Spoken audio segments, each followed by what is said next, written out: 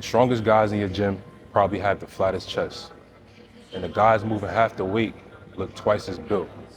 That is not genetics, that's physics.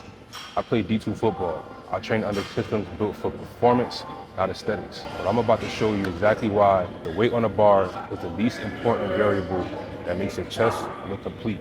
So before we touch the bar, we gotta talk about why everything you think about chest training is wrong. A muscle does not count reps, it counts time. Specifically, it counts how long it spends under tension during each rep.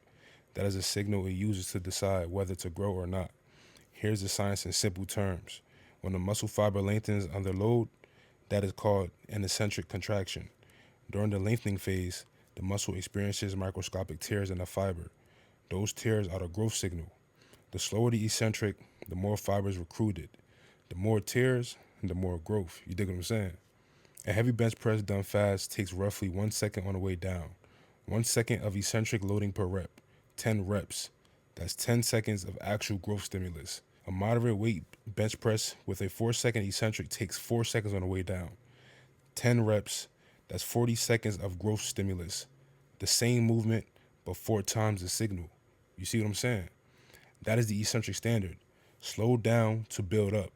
The weight is just a tool. Tension is the builder. I'm gonna show y'all that weight doesn't matter. I'm keeping the weight minimal today. I'm going for the eccentric, and I'm going for the volume, the pump. First movement. This is where the shelf gets built. The part of the chest that most men are completely missing. The upper chest, the shelf that runs along the collarbone, is the first thing people read when they look at your chest, not the middle slab, the top edge.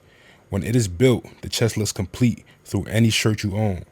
When it is flat, the chest looks half built, like it's missing the top floor. Set the bench to 30 degrees, not 45, 30. At 45 degrees, the front delt takes over and the upper chest gets nothing. At 30 degrees, the clavicular head is the primary mover. Now here's the cue that changes everything. Take your grip wider than you normally would. That width keeps the bar path tracking toward the clavicle instead of the mid-chest. Lower the bar slowly, 3 to 5 seconds on the way down. Feel it load across the top of the chest, right beneath the collarbone. No bounce at the bottom, press up and squeeze at the top. That's how you get your money in. You are not chasing the weight here, you are chasing the shelf. 8 to 10 reps, 3 sets. Moderate weight because you already have a wide grip and you don't want your shoulders to pop out of the socket, right? Full tension the entire way down. The slow eccentric on this movement recruits the upper fibers that a fast rep skips entirely. Those fibers build the shelf. The weight does not build it. The time of the tension does. Second movement, same principle, different type of range. This is where the shelf gets carved. The barbell locks your hands in a fixed path. The dumbbell frees them. That freedom gives you a deeper range of motion at the bottom, stretching the chest further into the eccentric than a barbell ever allows.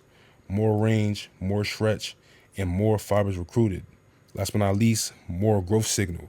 Same 30-degree angle, dumbbells in hand, lower slowly, 3 to 5 seconds down. Let the dumbbells drop lower than the chest at the bottom. That extra inch of range is where the deep fibers of the upper chest load fully. Most men stop the rep where the barbell will stop them. Do not stop there. Here are 3 cues that you should use depending on how you feel. First cue is mandatory. Keep that dumbbell outside your frame so you're really stretching that upper pec across the clavicle. You can either pause at the bottom for 1 to 2 seconds without having it directly touch your upper pec, or bring it down and let it touch your upper pec, but still hold that 1 to 2 second pause to really feel that stretch and get that mind muscle connection. That's how you get your money. 8 to 10 reps, 3 sets. The weight will feel lighter than usual. That is not the problem. That is the point. The dumbbell gives you access to range the barbell blocks. Combined with the slow eccentric, this movement builds depth and fullness through the upper chest that pressing heavy and fast never reaches. Most men duck the range because it feels uncomfortable, but mom ain't raised no meow meow. Last but not least, because there's always more work to do, we have the last movement. This is lightweight, maximum blood flow, and this just brings the whole chest together. Let's work. Movement 3, chest fly. The fly is not a strength movement. It is a finishing movement. Its job is to drive blood into the entire chest at the end of the session, amplifying the growth signal from the first 2 press movements you did before it, and stretching every fiber from the clavicular head down to the lower border. You can do this on a flat or a slight inclined surface. Have a bend in your elbow, palms facing each other, aim for the slow eccentric, 3 to 5 seconds. Let the chest stretch fully at the bottom, That stretch is the point. You are not pressing here, you are opening the chest under load and letting the fibers elongate under full tension. And then bring it back up with full control. Squeeze hard at the top. 8 to 10 reps, 3 sets, go light. This is precision work, not power work.